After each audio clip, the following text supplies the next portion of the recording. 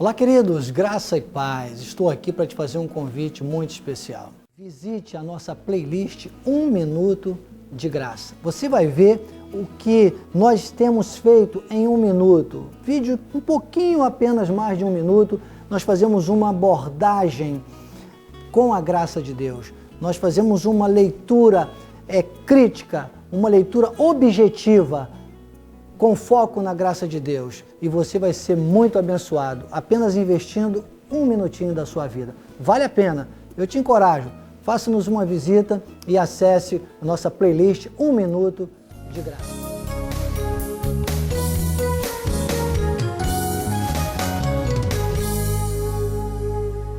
Senhor Jesus,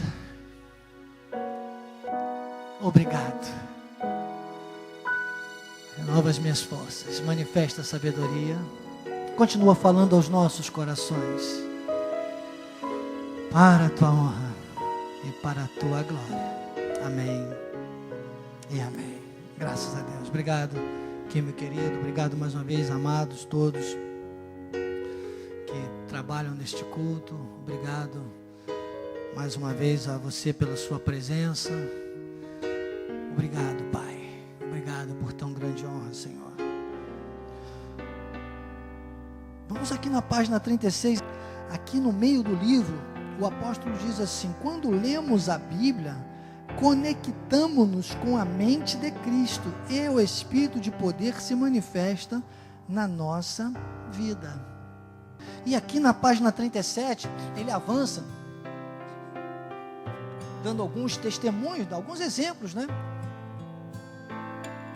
Ele fala da obra de Deus, né, com Jacó. Jacó, que tinha um nome, né, de trapaceiro, mentiroso, que era a origem desse nome. Deus então transforma Jacó em Israel, né, na nação, no príncipe. Pega um Saulo, o apóstolo fala aqui no livro, pega um Saulo que era perseguidor dos cristãos, que consentiu na morte de Estevão, e faz dele, leva ao terceiro céu, derruba do cavalo, o grande mensageiro da graça de Deus. O próprio apóstolo Pedro, que era um pescador semi-analfabeto, ou semi-alfabetizado, né? E fez dele um grande pregador, e saiu ali no Pentecostes. Você viu como é que foi o poder de Deus, porque era o poder de Deus. E o apóstolo diz ainda sobre a sua própria vida. Se você nunca leu, você deve ler o Miguel Onde Estás. Eu já li algumas vezes e confesso que todas elas eu choro. Irmãos, a luta de alguém com um chamado tão especial é muito longa. E ele diz aqui: pega um Miguel Ângelo num hospital de guerra, politraumatizado, ossos e tal. E hoje estamos em mais de 123 países, 42 anos de ministério. Estamos pregando a última reforma protestante, uma igreja que só vive por fé, vive exclusivamente da semente do povo de Deus, daqueles que semeiam por fé, daqueles que entendem esse mistério, grande mistério que o povo, o mundo nunca vai entender. Sabe, de tornar o dinheiro, que é o mais carnal, o mais humano, falando em algo espiritual. Só a graça de Deus nos ensina isso. Eu aprendi isso aqui nesse ministério e acreditem, eu estou evoluindo cada dia mais nisso. Cada dia mais, acreditem. Se eu começasse a dizer que coisas que Deus tem me impulsionado a fazer, muitas delas você não tem noção. Não tem noção. Não vou nem falar. A última de ontem. Não vou nem falar. Tem que mandar. Fala, não falo. Fala. Vou falar. Ontem eu vinha caminhando, né? Estou fazendo uma fisioterapia, né? Imagine, né? Ainda não estou conseguindo levantar totalmente o meu braço para dar glórias a Deus, minha mão direita, a mão da autoridade, e eu estou declarando por terra isso, mas estou lá falando da minha parte, a fisioterapia. Agora, fui lá ontem e quando eu voltei caminhando. Teve uma hora que eu estava quase chegando em casa e do outro lado tinha uma senhora, moradora de rua, que aparentemente até viciada e tal, gordinha assim, frágil. Eu olhei para aquela senhora de longe, se fosse antigamente eu teria feito vários julgamentos e dito: olha, por que não pega uma trouxa de roupa, não sei o que. Eu olhei para aquela senhora, ela estava lá do outro lado, do lado de cada rua, e eu continuei andando. E quando eu cheguei mais próximo, eu escutei a voz dela. Eu só entendi que ela estava querendo dinheiro, diz ela, não sei se era para isso, para comprar alguma coisa para comer na padaria que tinha ali perto. E imediatamente eu atravessei a rua, porque eu já tinha ali uma notinha separada, teria sido talvez para pagar o Uber e tal. Aquela notinha de R$10, que era que eu tinha ali. Eu atravessei a rua e entreguei na mão dela. Eu jamais faria isso, irmãos. Não tem muito tempo que eu não faria isso. Ontem eu fiz. Eu acho que eu estou melhorando. Eu não sei não, eu tenho a impressão que eu estou me tornando uma versão melhor de mim mesmo. Quer aplaudir o Senhor? Eu acho. Então, esse Daniel que vocês estão vendo aqui, né? Também, olha, se eu for dizer, vão dizer que é vanglória, 7 anos de idade, saía com as minhas irmãzinhas, elas não conseguiam vender os doces da minha mãe porque era cocada de mamão, elas não sabiam explicar isso. E a pessoa diz, isso é doce de mamão, vocês estão dizendo que é cocada? Eu dizia, não, é porque tem um pouquinho de coco e a gente então colocou esse nome para ficar cocada de mamão. E a pessoa, tão bonitinho, 7 anos, sabe vender, comprava tudo. Tinha casas que nós chegávamos já, a pessoa comprava o tabuleiro inteiro, só porque tinha um garotinho de 7 anos lá, um garotinho que veio, quando nasceu, veio no trem. Acreditem, as minhas irmãs hoje contam, como sofreram as minhas irmãs, elas viveram comigo esse momento, e dizem, eu estava pequenininho, 30 dias de uma viagem de trem que durava 3 dias, só se vinha de Minas para o Rio de Janeiro de trem. Quando eu cheguei aqui, me colocaram dentro de uma pia, que era aquela pia antiga, Ronaldo, aquela que tinha uma cuba desse tamanho assim, diz que sobrou espaço, foi o meu primeiro banho no Rio de Janeiro, dentro da cuba de uma pia, está pensando o quê? E hoje eu estou aqui. Dessa caminhada poderia falar muita coisa, a hora não dá tempo. Só quero dizer o seguinte, conheci a graça de Deus, daqui não saio, estou falando da graça de Deus. Daqui não saio, daqui ninguém me tira. Estou falando da verdade da Bíblia Sagrada. Estou falando do poder emocional que só a Bíblia tem. Estou falando do homem espiritual. Estou falando não apenas de estar onde Deus quer, mas de fazer como Deus quer. Falando de alguém que um dia Deus colocou na frente do apóstolo Miguel Ângelo, desse ministério. Estamos aqui. Eu com a minha esposa querida, estamos aqui. Mais de 20 anos. Mais de 20 anos. Para dizer hoje que Deus pega até um Daniel, não é verdade? Pessoas que me conheceram quando eu não conhecia a graça de Deus, para você ter uma ideia, congregavam comigo. Pessoas até da minha família, às vezes que eram mais grudadas em mim quando eu estava no mundo do que depois que eu conheci a graça de Deus, se rebelaram comigo. Tinha uma pessoa que eu amava, né? Creio que está no céu, mas tomara que Deus não tenha levado em conta o que ela tenha dito, até porque se era filho não levou, só antes estava muitas coisas que eu pensava, até uma dessas que me trouxe as lágrimas, e essa pessoa um dia disse, olha, se ele for para o céu, eu não quero ir para o mesmo céu que ele, depois que soube que a graça tinha restaurado a minha vida, e que onde abundou o pecado, superabundou a graça de Deus. Essa pessoa me julgava assim, se ele for para o céu, eu não quero. Pois eu quero encontrá-la no céu, eu tenho esse desejo, porque eu amava e muitas coisas, eu não vou contar tanta coisa aqui, não dá tempo. Só dizer para você que tem uma questão que nós precisamos cuidar hoje aqui, muito importante, depois que o apóstolo Miguel Ângelo dá esses testemunhos e mostra no livro que é pelo Espírito, é no Espírito, ele fala de experiências com a palavra, ele traz até o exemplo lá de Cantares, nós não vamos ler aqui, você pode acompanhar depois pela página 39, e ontem ele usou também uma palavra na live, que ele falou assim, nós precisamos ter atitudes preventivas. Quem estava na live ontem aí? Não foi isso? Ele não falou isso? Preventivas. Eu falei, opa, deixa eu pegar esse gancho aqui, deixa eu anotar essa palavra. preventivas. Porque a palavra, irmãos, ela transforma. Esses exemplos que o apóstolo deixou aqui, né, começando com Jacó, Pedro, Paulo, depois dele mesmo, e hoje estou adicionando com máxima vênia, né, a minha própria experiência, são exemplos de uma transformação tremenda, tremenda, de pessoas que, humanamente falando, estavam condenadas.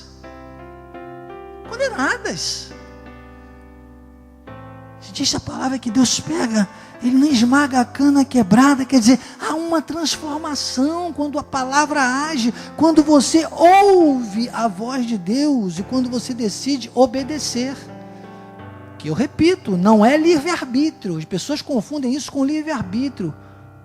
Não é livre-arbítrio. O Filho de Deus não está nesta terra por livre-arbítrio, ele está nesta terra por chamado, e ele precisa obedecer. Obedece ou desobedece.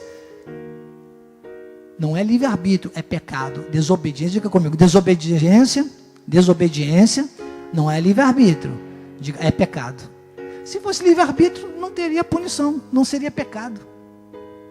Então, desobedecer, não ouvir a voz de Deus, não cumprir o nosso chamado, é pecado. Ok?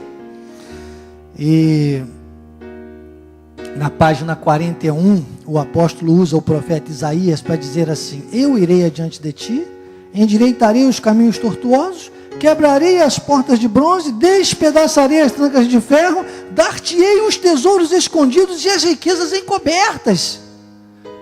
O que é que está escondido e encoberto? É o plano de Deus, é o projeto de Deus. Lembra os 4 P's que eu falei aqui nas aulas passadas? É a promessa.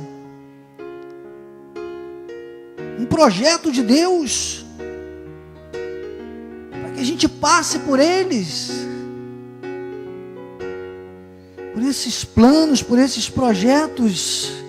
E ele disse: para que saibais que eu sou o Senhor, o Rei de Israel, Deus de Israel, que te chama pelo nome. Ou seja, isso aqui já foi consumado na cruz do Calvário, já foi feito, Jesus consumou, e agora precisa ser materializado na vida de cada um de nós, que é hoje o tempo que nós vivemos, é a graça genuína, é a graça de Deus. E como isso pode, bispo, realmente funcionar na minha vida? Então vamos para uma leitura autoexplicativa de Paulo aos Coríntios, lá em 1 Coríntios capítulo 2, do versículo 1 ao 16. Ele diz: eu, irmãos, quando fui ter convosco, anunciando-vos o testemunho de Deus, não o fiz com ostentação de linguagem ou de sabedoria. Decidi nada saber entre vós, senão a Jesus Cristo e este crucificado. E foi em fraqueza, temor e grande tremor eu estive entre vós. Olha como Paulo está se colocando, você está entendendo? A minha palavra e a minha pregação não consistiram em linguagem persuasiva de sabedoria, mas em demonstração do Espírito e de poder, para que a vossa fé, lembra, a fé é a menor palavra da Bíblia, mas é o único remédio para o cristão, que pode vencer todas as batalhas. Por isso eu não vou tomar os outros remédios. Não, você, claro, tem a ciência, mas faça por fé. Faça por fé. E assim, no poder de Deus. Então, Paulo se coloca. Vamos lá. Entretanto, expomos sabedoria entre os experimentados. Aí Paulo agora vai fazer uma alusão do que eu acabei de falar. Por isso que eu digo para você, eu não tenho tempo para os carnais. Porque se eu me preocupar com os carnais, eu não vou poder me ocupar com os espirituais. Ele disse: expomos sabedoria entre os experimentados, não porém a sabedoria deste século, nem dos poderosos dessa época, que se reduzem a nada. Mas falamos a sabedoria de Deus em mistério, outrora, oculta, a qual Deus preordenou desde a eternidade para a nossa glória. Olha bem para que existe a sabedoria de Deus, irmãos. Sabedoria essa que nenhum dos poderosos deste século conheceu, porque se a tivessem conhecido, jamais teriam crucificado o Senhor da glória. Mas como está escrito, tem que ouvir. Não basta estar onde Deus quer, é para fazer como Deus quer. nem olhos viram. Ai, aí a pessoa fica assim, olha o que Deus tem preparado. O que Deus tem preparado? Não leu 10. Nem vou ler todo isso aí. Vamos no 10 logo. Mas Deus nolo revelou pelo... porque vou falar de novo para você ler bem alto. Porque Deus nolo revelou pelo... Para o pessoal da internet escutar. Porque Deus nolo revelou pelo... Não deu. Porque Deus nolo revelou pelo... João não gritou. Porque Deus nolo revelou pelo... Porque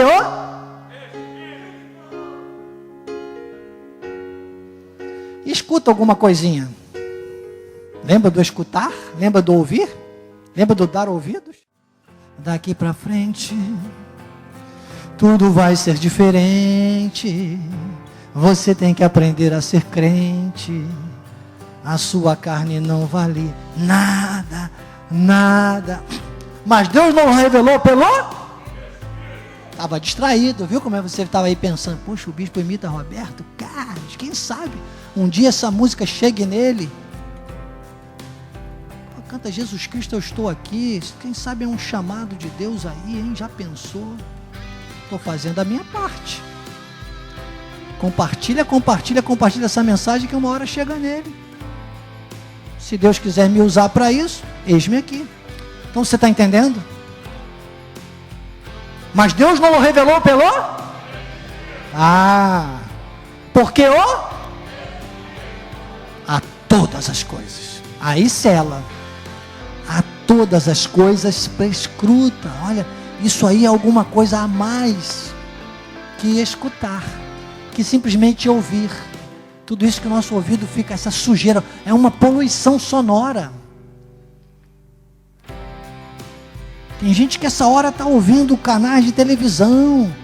Tem gente que essa hora está ali perto, aqui na rua, aqui, ouvindo gritar batata doce, batata não sei o quê. Vai para a feira, tem uma feira que é uma concorrência desleal comigo, desumana, se eu fosse pensar na parte humana. Imagina uma feira.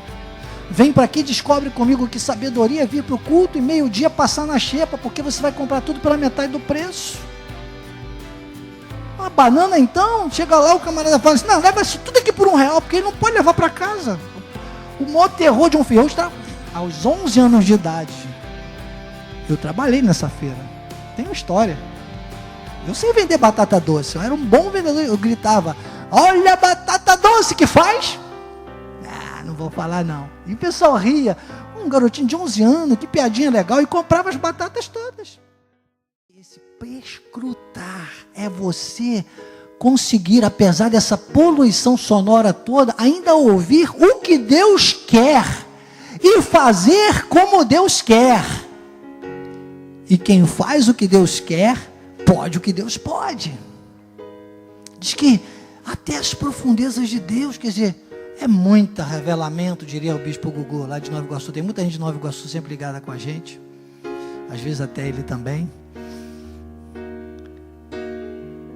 Vamos continuar a leitura? Vamos, né? Que a hora não me espera. Vamos continuar, Jorge. Porque qual dos homens sabe? E o autoexplicativo. Quando Deus me colocou nesse texto aqui hoje bem cedo, às 5h pouca da manhã, eu falei, puxa, tá a mensagem de hoje aí. Fazer o quê? Eu estava pensando em encerrar esse livro. Senhor, vamos chamar aí, vamos dizer que eu estou enchendo linguiça. E Deus falou, quietinho, Daniel, quietinho. Quietinho, não é só para você ir lá para a igreja fazer o que você quer, para fazer como eu quero. Lê isso aí que vai ser assim que eu vou falar. E ai de você se você não escutar. Falei, igual um dia que eu li o Salmo 91. E quando eu li, disse assim, nem tinha pandemia, isso deve ter uns 5 anos. Assim, porque 1000 cairão ao teu lado, 10.000 à tua direita, e tu não serás atingido. E eu falei, Jesus Cristinho, não, assim não aguento, tem que sentar. Qual dos homens sabe as coisas do homem? Senão o seu próprio espírito que nele está. Então essa conexão que Deus estava colocando e dizendo, menos. Porque no dia que eu, no Salmo 91, pensei e disse, Senhor, será que eu quero isso? Isso é um banho de sangue, imagine. 1000 do lado e 10.000 do outro. E eu não vou ser atingido? E Deus disse, se for meu projeto, você vai ficar de pé. E o que eu tenho que fazer? Eu pensava. Ele falava, você tem que glorificar de pé. Banho de sangue, Deus falou, glorifica de pé. É no Espírito. Eis-me aqui. Senão, nenhum de nós. A tendência do mundo é piorar mesmo. Ontem o apóstolo dizia isso. Vamos ter que aprender a conviver. Né? Conviver com pandemias, com vírus, com essas questões, com as guerras químicas e biológicas. E vamos ter que aprender a conviver. Convivência com todos. Comunhão com poucos. Diga, eu vou conviver com este mundo. Mas eu vou comungar com a palavra. Eu vou ouvir a palavra, eu vou praticar a palavra, eu vou ativar o homem espiritual. Ele disse, nós não temos recebido o espírito do mundo, que é o espírito dele, o espírito de covardia, que Paulo fala a Timóteo, que nós usamos nas últimas aulas, que está aqui no livro também. Ele diz, mas o espírito que vem de Deus, para que conhecemos o que por Deus nos foi dado gratuitamente. Disto também falamos, não em palavras ensinadas pela sabedoria humana, mas ensinadas pelo Espírito, conferindo coisas espirituais com coisas espirituais. Ora, o homem natural não aceita as coisas do Espírito de Deus, porque eles são loucura, não pode entendê-las, porque elas se discernem espiritualmente. Porém, o homem espiritual julga todas as coisas, mas ele mesmo não é julgado por ninguém. Primeiro, se você está julgando todas as coisas e você está buscando esse eixo, você vai ter uma segurança tal, não é que as pessoas não vão te julgar, vocês não imaginam. Não se joga pedra em árvores que não dá fruto. Quanto mais frutos nós dermos, mais pedras vão nos jogar. E às vezes de onde você menos espera. Só que você tem a segurança. Está entendendo? Você não vai parar por causa de um julgamento errado que fazem de você. Ele diz, pois quem conheceu a mente do Senhor que o possa instruir? Nós, porém. E aí a gente chega num ponto de conclusão da mensagem, né? Um ponto conclusivo, que é, eu vim falando um pouquinho, a minha esposa deve ter ouvido, Deus já, desde a hora que eu já me preparava, começava a me preparar hoje para vir para cá, aí Deus já me dava essa palavra, que eu vou dizer agora, a mente mente. Diga, a mente mente. A mente humana mente para nós. Ela quer nos convencer que é a força do nosso braço, que é aquilo que nós vamos falar, fazer, antes de obedecer. Então a mente carnal, diga, a mente carnal, a mente humana mente para a gente. Diga, a mente mente para a gente. Diga, a mente mente para o crente. Mas a mente de Cristo, ele diz, nós temos ela. Ele fecha aqui, nesse versículo 16, dizendo que essa mente está em nós. Ele diz, temos a mente de Cristo. Então ele diga assim, olha, a mente carnal mente para a gente. A mente de Cristo fala a verdade. Não para o carnal, mas para o espiritual. Entende? Então, Paulo, não vou ler porque não dá tempo, mas lá no capítulo 7, não precisa colocar não, tá, Jorge, para eu não ler mesmo de propósito, mas no capítulo 7, Paulo, principalmente entre os versículos 22 e 25, ele fala do homem interior, ele fala da mente carnal, ele fala da mente humana que é escrava da lei do pecado. Ele fala, então, essa busca constante que nós temos que ter nessa mente de Cristo, para vivermos inserido nesse contexto da verdade, do poder emocional que só Cristo tem para nos oferecer contra tudo o que esse mundo vem pintando para a gente o tempo todo. E eu fecho com Tiago, o apóstolo Tiago disse assim, se porém algum de vós necessita de sabedoria, peça a Deus, que a todos dá liberalmente, nada lhes impropera, e ser-lhe-á concedida. Peça, porém, com fé. Olha, menor palavra, maior remédio.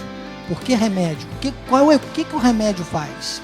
Por exemplo, vocês sabem que eu estou com essa mentirinha ainda aqui, tá, tratando, para poder estar aqui, poder me gesticular um pouco mais. O que eu fiz antes? Eu passei lá, olha o que o Ivo me indicou, gente. Canela de velho, né?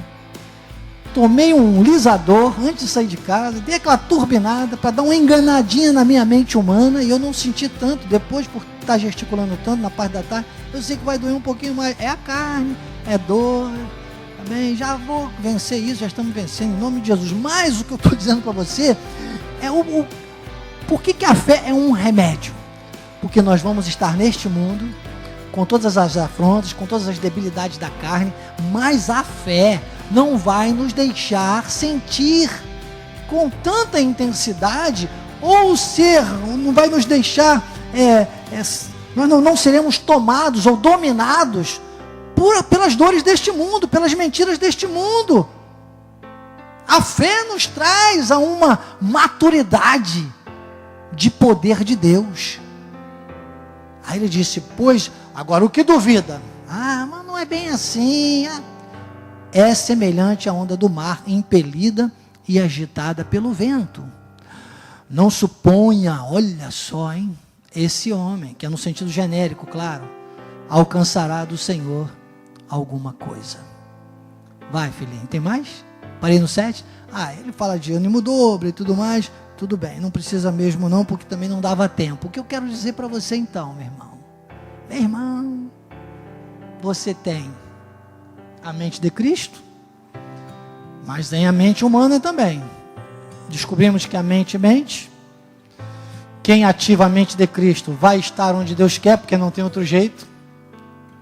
Amanhã eu não sei, seja aqui na terra ou seja na glória, Deus já tem o projeto dele na minha vida, e onde eu estiver, eu quero estar fazendo como Deus quer.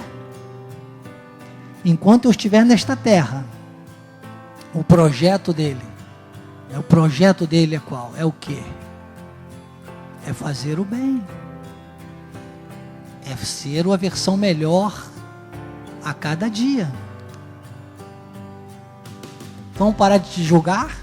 Todos vão te entender? Meu amado, minha amada. Teve um pensador chamado Henry Miller que disse assim: não existe uma maneira infalível de fracassar, senão a de tentar agradar a todos. Nem Jesus agradou. Quem tenta agradar a todos não pode agradar a Deus.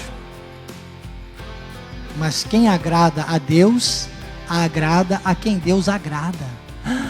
Quem agrada a Deus, agrada a quem agrada a Deus. Isso forma uma cadeia poderosa. O contrário, não suponha este homem que alcançará do Senhor coisa alguma. Fazendo isso, Romanos 8,37, em todas estas coisas, somos mais do que vencedores. Espírito de poder é o que está em nós, a mente de Cristo, aquela que revela a verdade de Deus. Vamos avançar, porque hoje já está acontecendo e nós já fizemos o melhor até agora. Vamos continuar, porque fazer o melhor é fazer o que Deus quer. Quem faz o que Deus quer, pode o que Deus pode. Não seja mais uma vítima da mentira, seja um apologista da verdade. Não seja mais na estatística da crise, seja um protagonista da vitória. Sou o Bispo Daniel Anecleto, essa foi a sua escola de capacitação e crescimento espiritual de hoje. Assim seja, assim disse o Espírito da Graça. Olá, queridos, graça e paz. Aqui é o seu diretor de missões, Bispo Daniel Anecleto. Eu quero te fazer uma solicitação, um pedido. Nós estamos em campanha, nós precisamos de aumentar o nosso espaço no YouTube. E para isso precisamos de mais seguidores. Mas além disso, acima disso, nós queremos encorajar você a passar a mensagem. Então, divulgue o canal de Missões Cristo Vive. Missões Cristo Vive oficial no YouTube. Seja um seguidor e também passe, multiplique o número de seguidores e leve essa mensagem à sua família, aos seus amigos, aos membros da Igreja Cristo Vive. Eu conto com você. Não se esqueça, siga-nos no YouTube. Eu sou o Bispo Daniel, graça e paz.